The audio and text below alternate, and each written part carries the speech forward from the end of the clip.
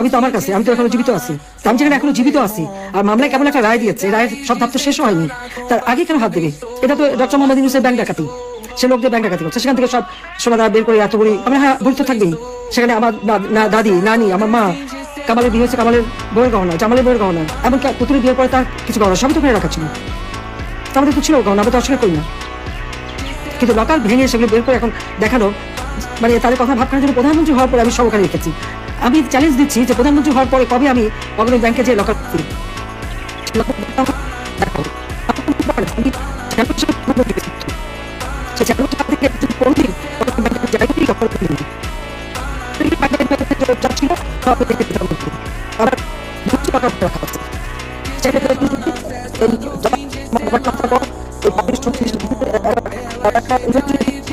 এনসিপির সকল কার্যক্রম আমার কাছে বয়কট থাকবে। যাত্রাপাড়ায় কি মঞ্চে মহান আল্লাহ এবং তার সৃষ্টি নিয়ে নাকি আমার নামে ওই অ্যারেস্ট ওয়ারেন্ট?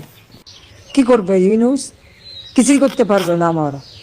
আমি কয়েকদিন এখানে থাকবো, বেগুন লাগাবো, গাছ লাগাবো, খাবো, তারপর আরাম করে তোমার সাথে ঘুরে বেড়াবো।